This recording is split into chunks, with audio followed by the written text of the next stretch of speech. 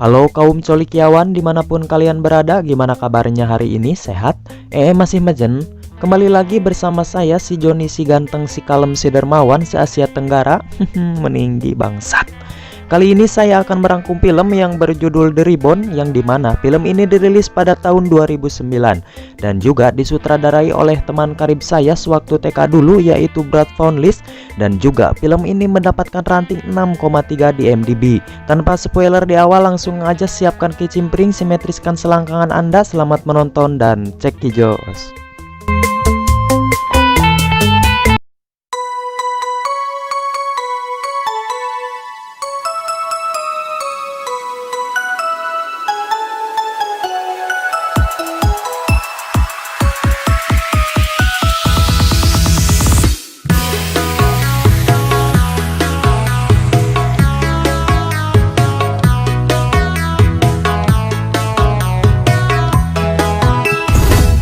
Film pun diawali dengan seorang wanita yang bernama Sandy, yang dimana ia hendak mengantarkan anaknya ke sekolah. Setelah selesai, Sandy pun pulang ke rumah dan hendak melakukan beres-beres.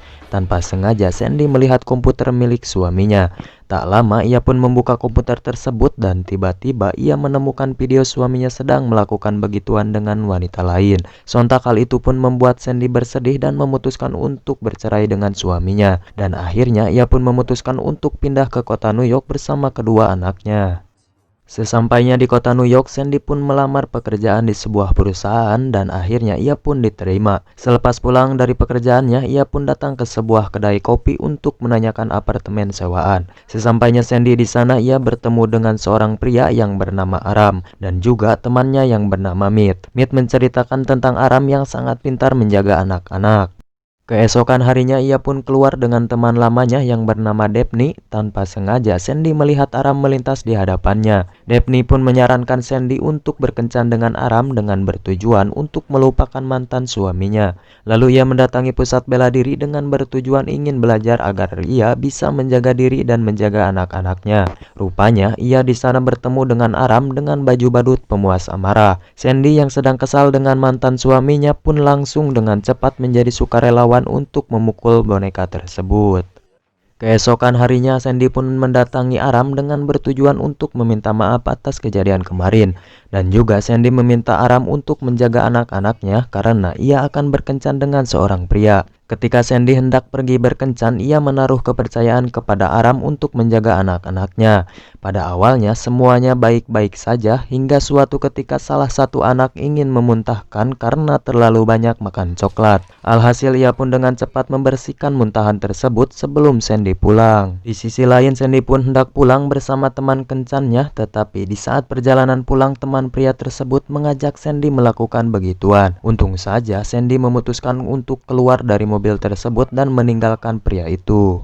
Singkat cerita, Sandy pun sudah pulang ke rumah dan Aram yang merasa tugasnya sudah selesai memutuskan untuk pergi dari rumah Sandy.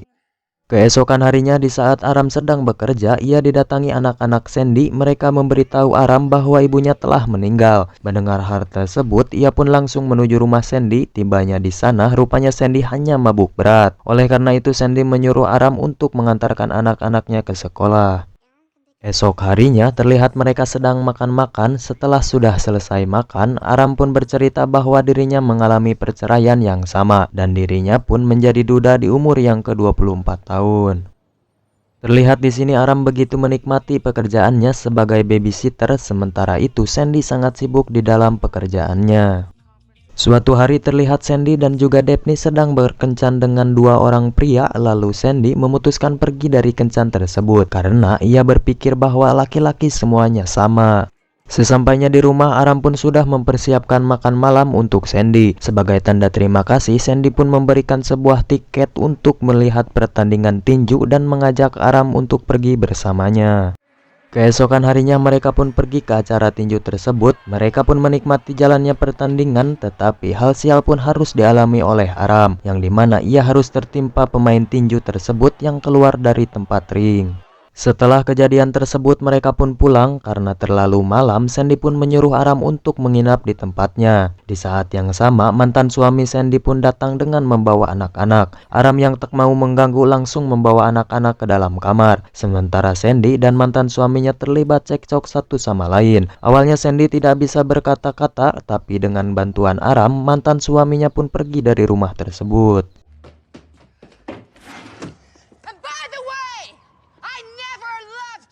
Akhirnya Sandy mengajak Aram pergi bersama-sama lagi. Keesokan harinya mereka pergi ke acara teater teman Aram yaitu Meet. Sementara anak-anak Sandy dijaga oleh Daphne.